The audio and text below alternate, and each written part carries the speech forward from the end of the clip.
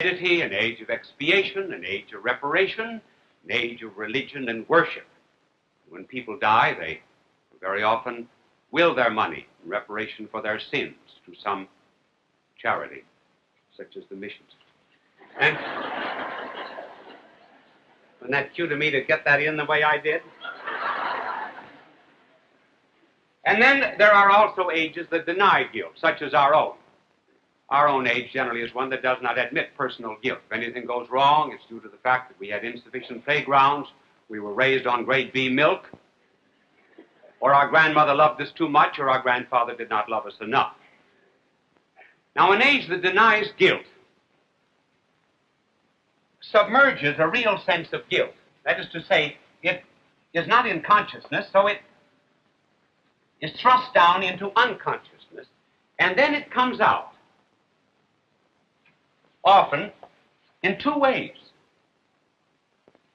One in a love of violence, and the other in an abnormal love of murder mysteries and crime stories.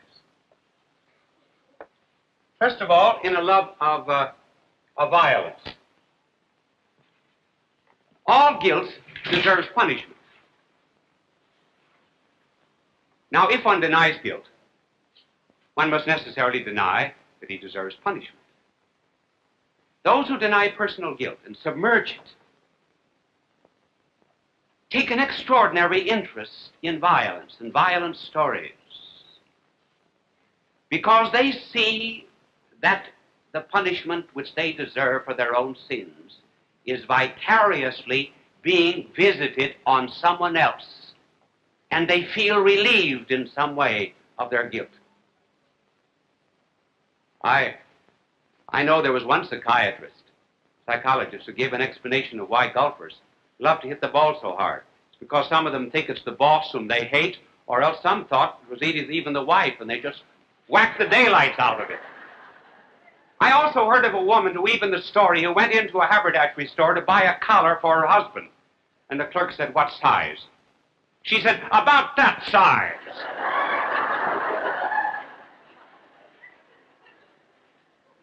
And then in addition to violence, there's also an extraordinary love of murder mysteries, in which people like to listen to crime stories. Having denied guilt, they like to find someone else who's guilty. And when finally, at the end of the play, it's discovered that such and such a person is guilty, the conscience, the unconsciousness is practically saying, "See, I didn't do it. The butler did it. I'm innocent." Now you find some such repression of guilt in the great tragedy of Shakespeare, called Macbeth. Macbeth, for the benefit of the two in the television audience who forgot when he was born, 1558. No, this is Queen Elizabeth. Imagine. That's Queen Elizabeth, 1558 to 1603. Shakespeare was 1564 to 1616. And this play was written between 1603 and 1610. Now, in it are described two ways of suppressing guilt. One way of suppressing guilt is by a bad philosophy plus bad behavior. Philosophy and bad behavior. The second way is by an act of the will, which deliberately chooses evil. First of all, an evil philosophy in which one starts, for example, with the philosophy of relativism, that there's nothing good, there's nothing bad, that everything depends upon your point of view, there's no absolute, and that the individual is the determinant of right and wrong.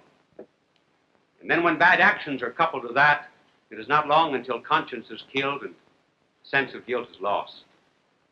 And the other way is an act of the will, in which one deliberately chooses evil. Here there's not weakness, but there's an affirmation of what is base. In the tragedy of Macbeth, Macbeth is an example of the first. Lady Macbeth, an example of the second. Now let us take, first of all, Macbeth, and see how Macbeth kills his conscience.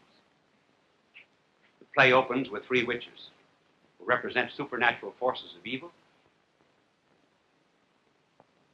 And when they speak together, they affirm a philosophy of relativism. Fair is foul, and foul is fair. The very first words which Macbeth speaks when he appears on the stage, without any relation as yet to the witches, is, "So fair and foul a day I have not seen." Macbeth is no longer an innocent man. He no longer believes there's an absolute. The witches tell him that one day he will be the Thane of Cawdor and king. And he writes to his wife, Lady Macbeth, tells her what the witches said. And they both conspire to kill the king, Duncan.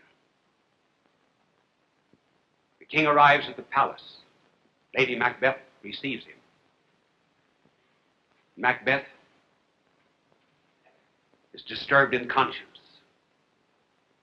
Should he do it? If he could only prevent any consequences of the crime, everything would be all right. But he's afraid that he cannot. And furthermore, why should he kill the king? He's his host. And the news of it will be spread around as if borne on the wings of angels.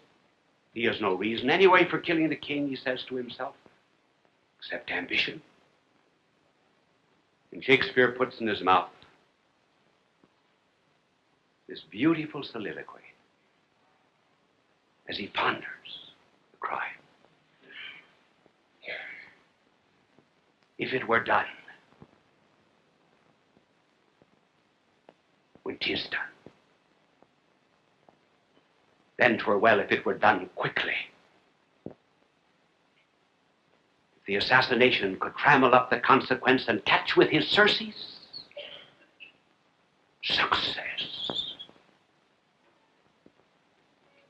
That but this blow might be the be-all and the end-all here. And here upon the bank and shoal of time, we jump the life to come. But in these cases, we still have judgment here, which being taught, return to plague the inventor. This even-handed justice commends the ingredients of our poison chalice to our own lips. He's here in double trust. First, as I am his kinsman and his subject. Strong both against the deed. And then as his host, who should against the murderer shut the door, not bear the knife myself.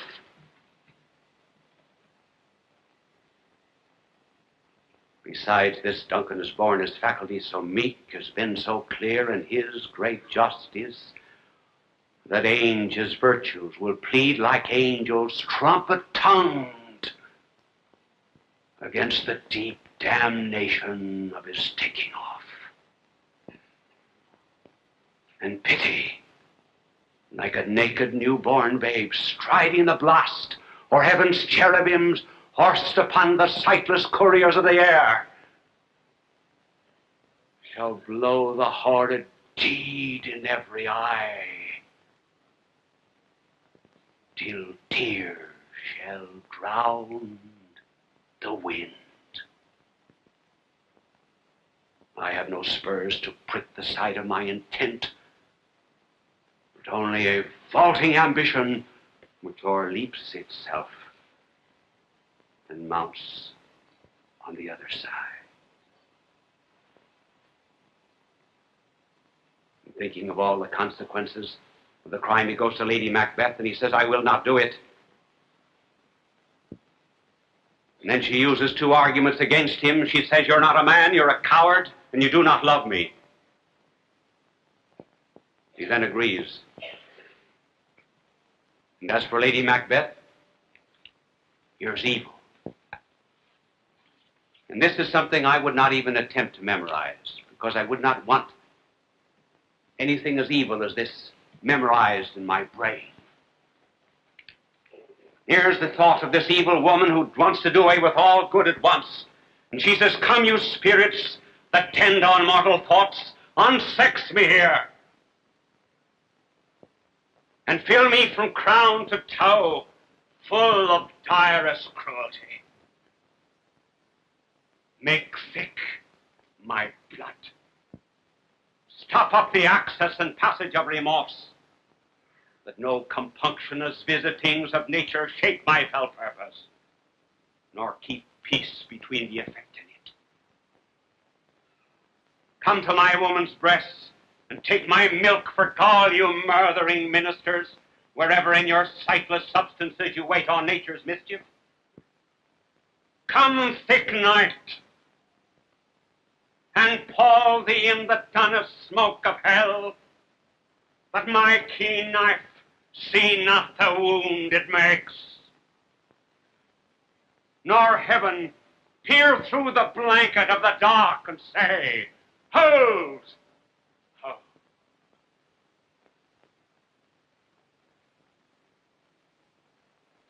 They're agreed on the crime.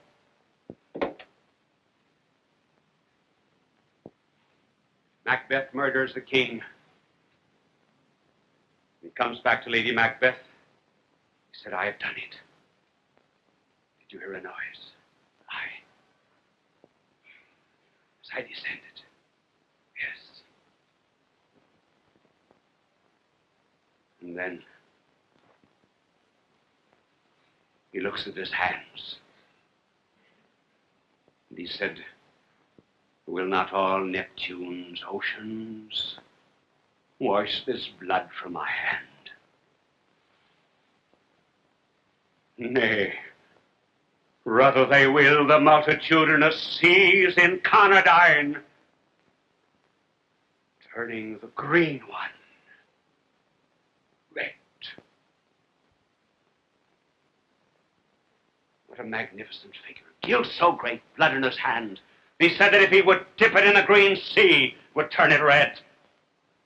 Lady Macbeth says, my hands are of your color.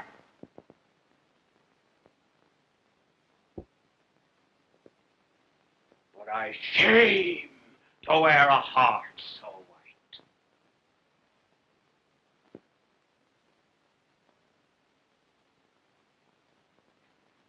Then another murder. Murder of Banquo, the general. And now we come to the effects of crime. Shakespeare lived before the age of psychiatry, but not before a knowledge of human nature. And he depicts the two effects of hidden guilt. And one of them is a psychosis, which is manifested in Macbeth. And the other is a compulsion neurosis, which is manifested in Lady Macbeth. Shakespeare now begins to describe the psychosis that is manifested in Macbeth.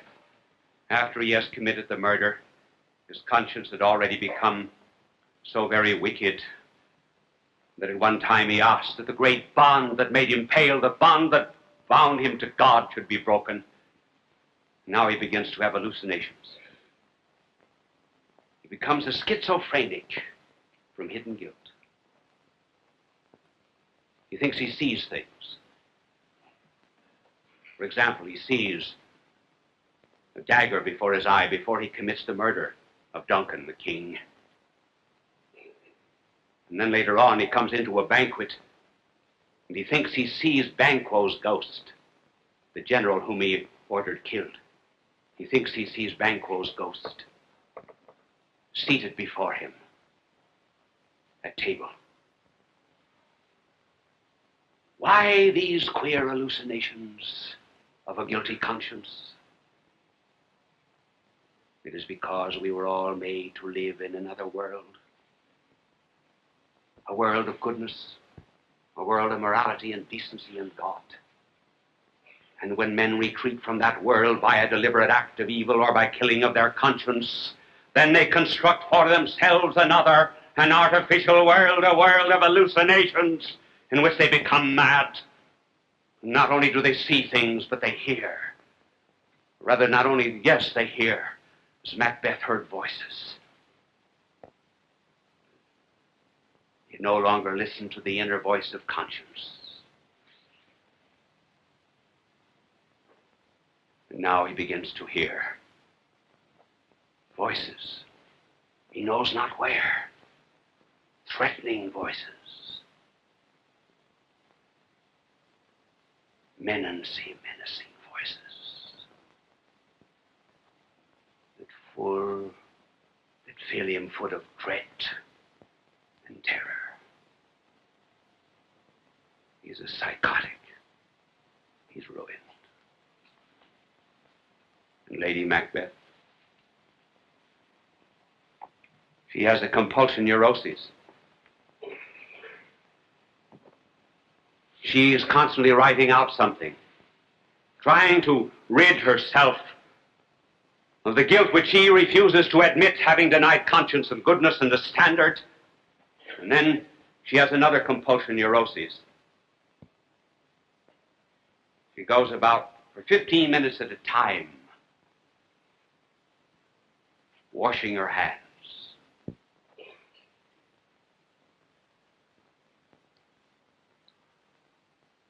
And at one time she says, "Not all the perfumes of Arabia will sweeten these little hands." She should have cleansed her heart.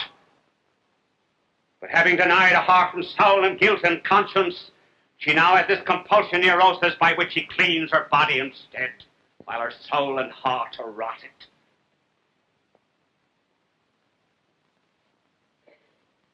Short time later, Macbeth receives news that Lady Macbeth is dead.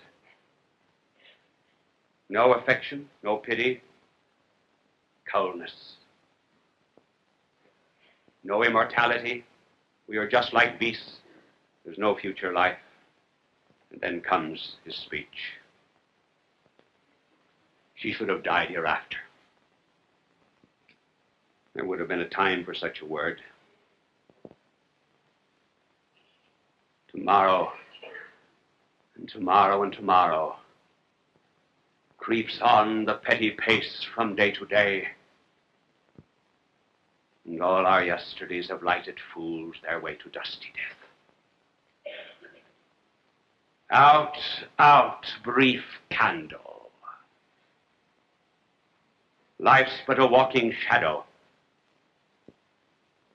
A poor player that struts and frets his hour across the stage, and then is seen no more. It is a tale told by an idiot, full of sound and fury, signifying nothing. Here is a man who proclaims agnosticism and skepticism and doubt, denies the future life and the foundation of a moral bond. What was the root of it? He did not arrive at these conclusions through an intellectual process. They were the result of bad behavior. Skepticism and agnosticism are not intellectual positions. Here is the greatest literary affirmation that has ever been given of agnosticism and doubt. And for those who would seek the reason behind that position and the denial of immortality in modern souls, they need only go back and find the cause in behavior like Macbeth's.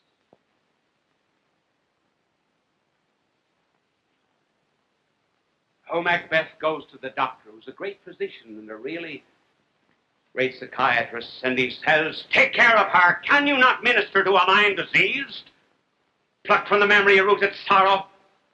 Raise out the written troubles of the mind, and by some sweet, oblivious antidote, cleanse the stuffed bosom of that perilous stuff that weighs upon the heart.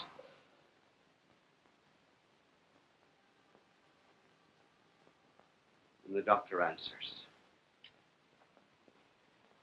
And what wisdom it is. Unnatural deeds do breed unnatural troubles. Infected minds to their death pillows do discharge their secrets.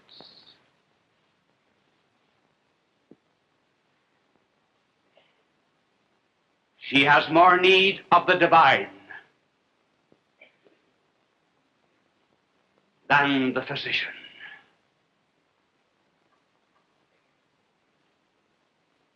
And the last words of the doctor are,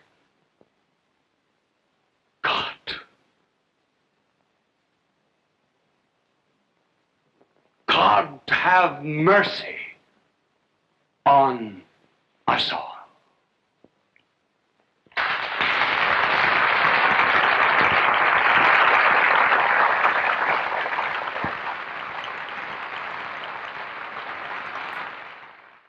People of all faiths recognize Bishop Fulton J. Sheen as one of the greatest communicators of the 20th century.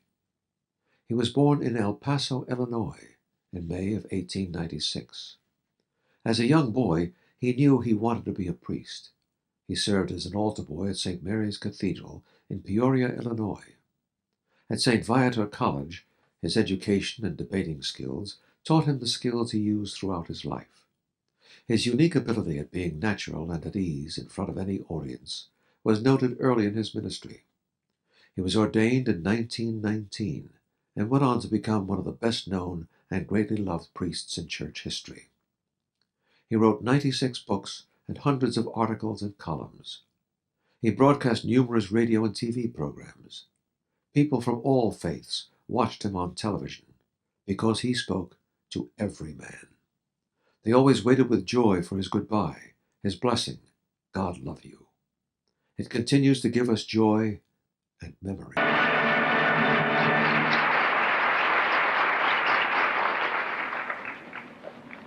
Friends, some of our weekly correspondence. This comes from Wilmington, Delaware. It seems that a Father Henry Miller there on Sunday morning was instructing a group of school children on sacrifice. He talked for about half an hour, and then he said, "What is a sacrifice?" And one boy answered, "A sacrifice is when my mother makes me watch Bishop Sheen and I want to watch the Lone Ranger."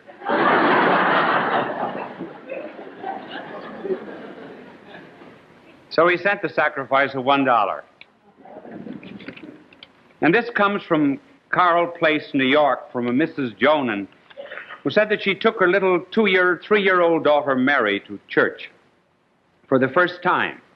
She wandered off investigating statues, and finally she came to a place where there were a number of candles before an altar, and she started blowing them out. And then she started to sing, "Happy birthday to you."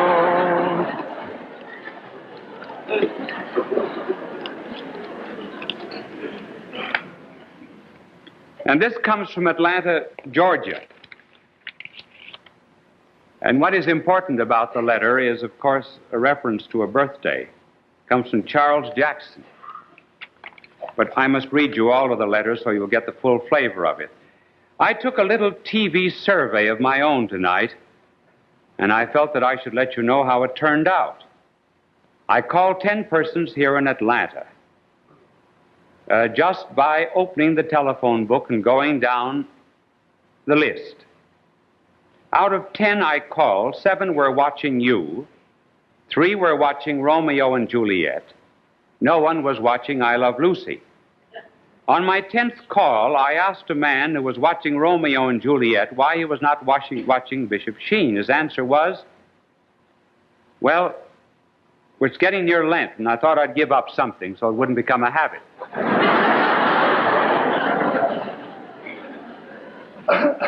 And Charles then says, you were very popular down here in the Deep South. Well, now I better go. Homework calling. And as you say, God love you. Charles, postscript. Here is 25 cents for the poor you ate in Africa and Asia. I was going to buy a birthday card for my girlfriend. I hope you understand that this may be the ruination of my romance.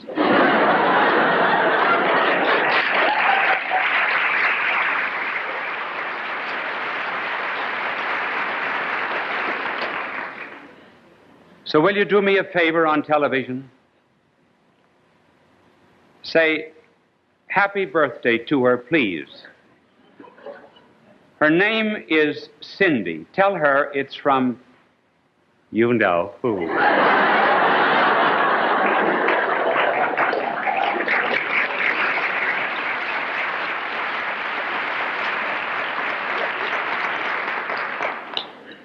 Happy birthday, Cindy. Then this other story. It seems that the Italian government wished the United States government to give them a radar outfit by which they could send down messages to the sea, get the proper reactions back, and locate a school of fish. It would be a great aid to the fishermen. Mrs. Luce, when she was our ambassador to Italy, was asked to get this radar outfit. And she told them this story. It seems that the French government received one of these radar outfits to locate fish. And when the French government sent down a message to the sea, a message came back from the school of fish. They were under the leadership of a giant whale and a tiny little herring. It seems that these two were inseparable, like the Damon and Pythias of the sea. Wherever the whale went, there went the herring. Messages always came back from both until this particular day when the French government sent down a message, only the herring answered.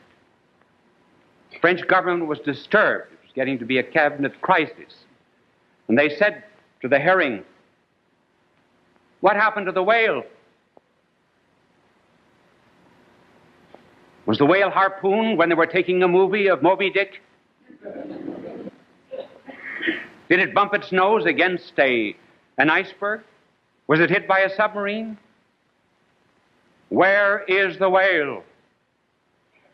And the little herring answered, "Am I my blubber's kipper?"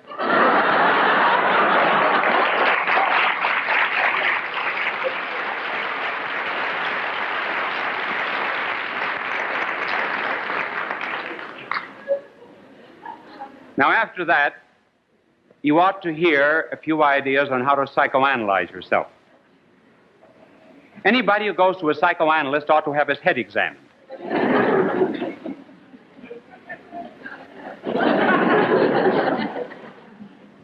So let's examine ours.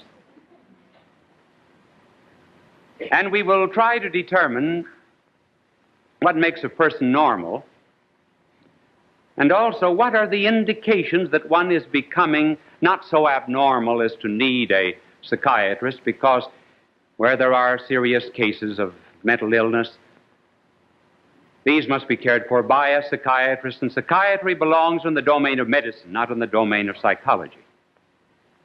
We're not concerned with those.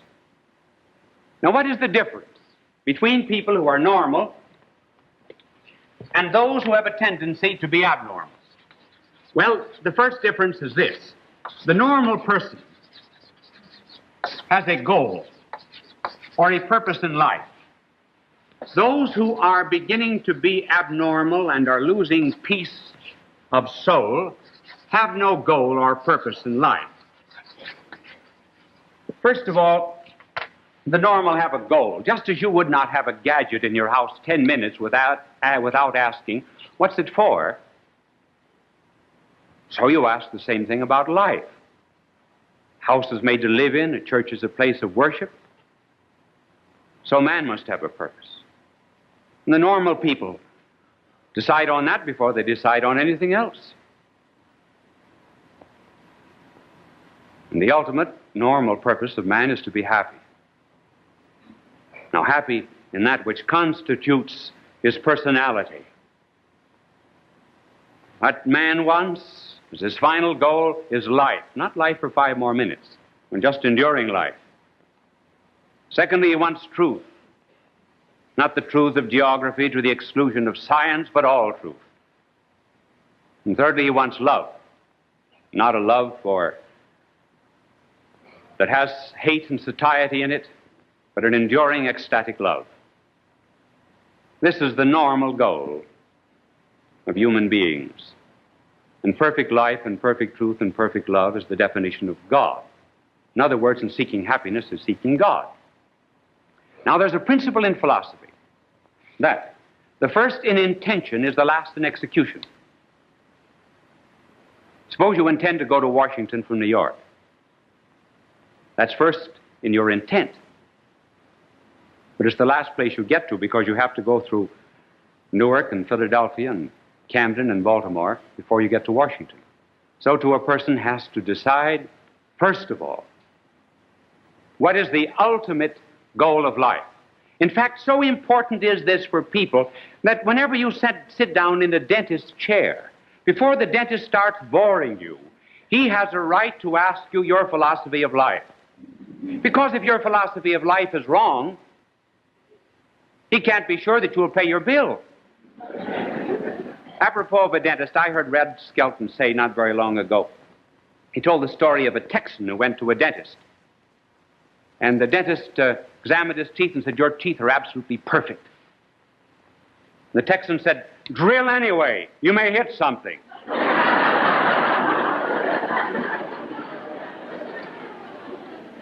Now, the abnormal person is one who is without a purpose in life. The abnormal person has just a succession of petty little goals. He's very much like, for example, a farmer who might plant wheat one month and then tear up the wheat and plant corn, then tear up the corn and plant alfalfa. Or he's like a radio station that's tuned into 2 or 3 stations at the same time and getting only static. Minds that are tending to be abnormal are not fixed on any ultimate destiny. They read a book and they're a materialist one week and they're an idealist the next and the communist the next. They lay tracts down on Monday, tear them up, and lay them in another direction Wednesday or Thursday. Very often they're like those of whom Confucius spoke. Confucius said that sometimes young men have no other goal than the flesh or sex. In middle age, it's power, and in old age, it's avarice. And Confucius, a very wise man, said that very often avarice and greed in old age is nothing but a sublimation of the lust of youth. But in any case, these people establish false infinites, misplaced infinites. They will, for example, try to make a god of the flesh. And by the intensity of an experience, try to make up for some ultimate goal or destiny.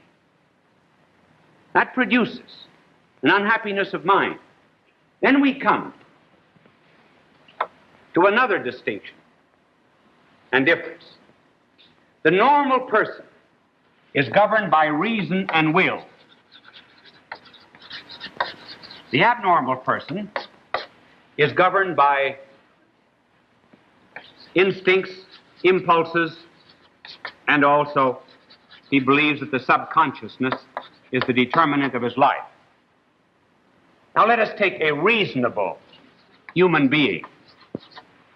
A reasonable human being is very much like a ship.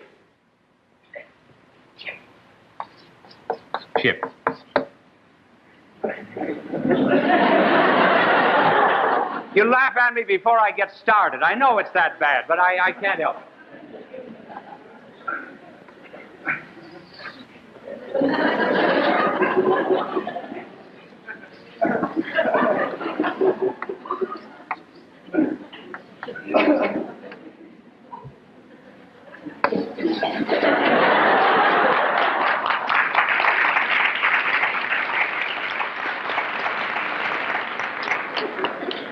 Now, this is a pilot house, and this is the pilot, this is the engine room, these are waters, and so he has...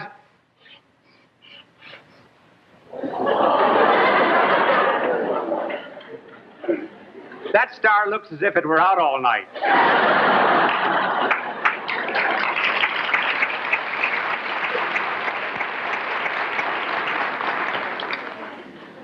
If Dick Brown, the cartoonist, could only see my stars. Now, a pilot has a destiny. He knows where he's going, to a port. He directs himself by stars. He communicates his ideas, and his orders, rather, down to the engine room. There is a disturbance from the outside by the waves, and sometimes the water will come in here, and then it'll be sent out again. But what is important is the fact that the pilot determines the direction of the ship. In other words, he's got a goal or a purpose. Now, man is like that, a normal man. First of all, he has a reason. He's interested in truth. He has a will. And when he sees a certain destiny or goal or something that ought to be done, then he wills to do it. So that at the top of a reasonable man is his intellect and his will. Now, these affect his emotions. For example, one receives sad news. One cries. It is not the crying that produces the idea of sad news. It is rather the idea that affected the emotions. The reason and will cannot always control the emotions directly, but can control the emotions indirectly by diverting thoughts in another direction. It is true that outside influences, the subconscious mind, the waters that get into the boiler, you're affected to a little degree.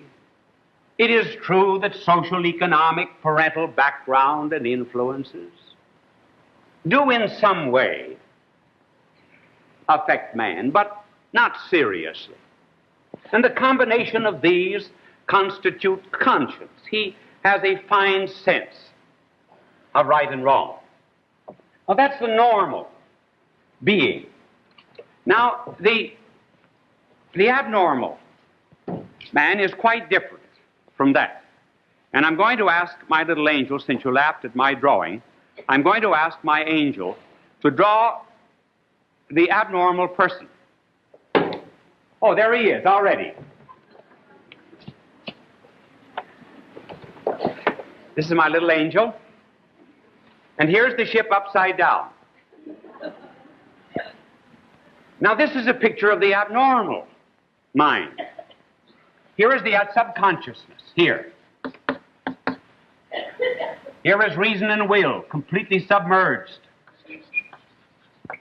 Here are the emotions.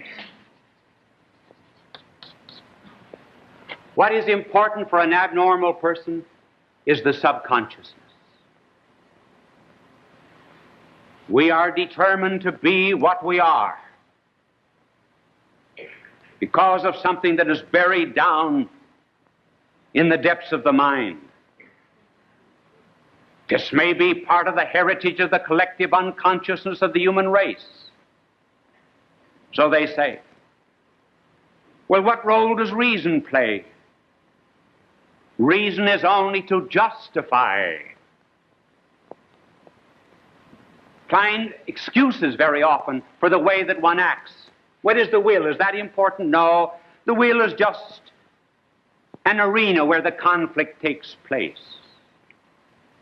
So it is the subconsciousness in an abnormal person that completely determines his whole life. Reason and will, therefore, are unimportant. Hence, he's not concerned about objective things.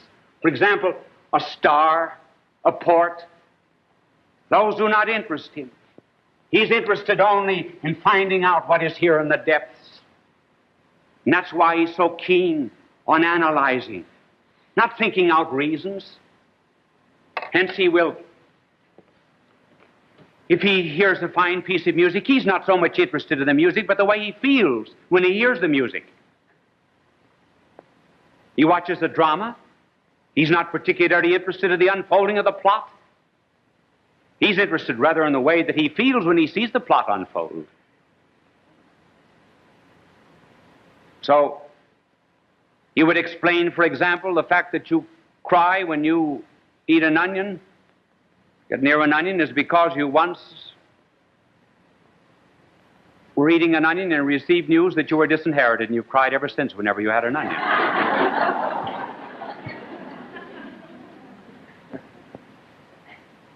The objective world and reasons are not the determinant, according to the abnormal. Hence, they're not concerned when they find a man who believes in God about his reasons. They do not ask him for evidence. They try to find some queer reason why he ever says he believes in God. Someone has said that a psychoanalyst is one who, when a very pretty woman enters a room, looks at everybody else. You heard the story, didn't you, of the two psychoanalysts who passed one another in the street? One said to the other, "Good morning," and the other said, "I wonder what he meant by that."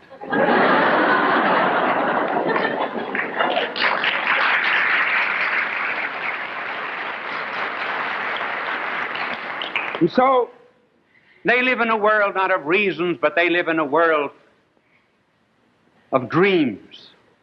And all dreams have a tremendous meaning. And they are, for the most part, unfulfilled sex desires. Ah, if you only knew the depth of the dream world. Here's a story that I think explodes all this exaggerated belief in the subconsciousness of the determinant of rational beings. This individual came to a psychoanalyst, was stretched out on a couch. He took his medicine laying down. He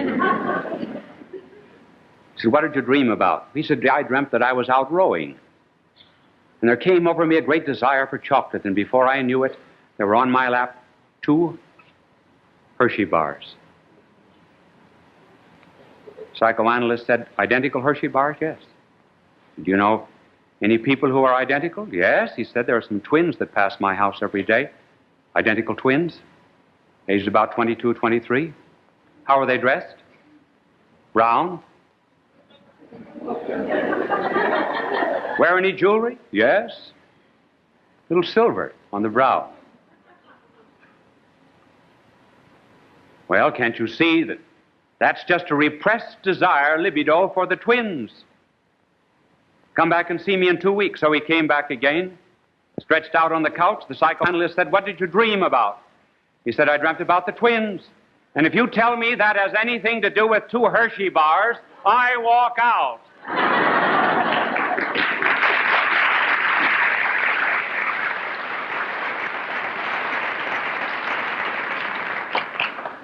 And the third difference is that the normal person believes in repressing the excesses of the lower instincts in order to express his reason and his will and his potential for divine grace. So there is a repression, to be true. There is also a repression for the abnormal. But the repression here is not of the lower instincts. It's rather the repression of the reason and the will in order to give an outlet for the lower instincts. There's no such thing as there being only repression in life. There's never a repression without an expression, never an expression without a repression. For example, an alcoholic man represses his love of alcohol. He's expressing, for the moment, a consideration for his wife. If he represses a consideration and love for his wife, he's expressing his alcoholism. You never have one without the other. Here's the repression of what is base and low. And not because any passions or instincts are wrong.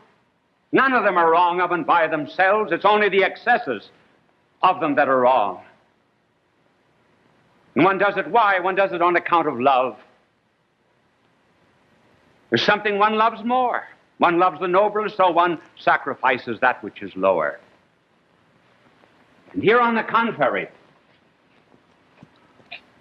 there is a repression of reason, moral law very often, in order to express the lower instincts. And the argument that such an abnormal person will give is, well, it's natural, isn't it? Shouldn't one follow one's nature? Certainly one should. But what is our nature? Our nature is not that of a goat or a pig. Our nature is rational. We're human beings, governed not by the subconscious mind, governed by a reason and governed by a will. It is false to say that we can always cure a psychological complex by a physiological outlet. One might just as well say the way to overcome a complex about committing suicide is to jump off the Brooklyn Bridge. It's wrong also for people to think that we are to get rid of conflicts of life. There are certain conflicts that are inevitable in human nature, simply because we're composed of body and soul, and matter and spirit.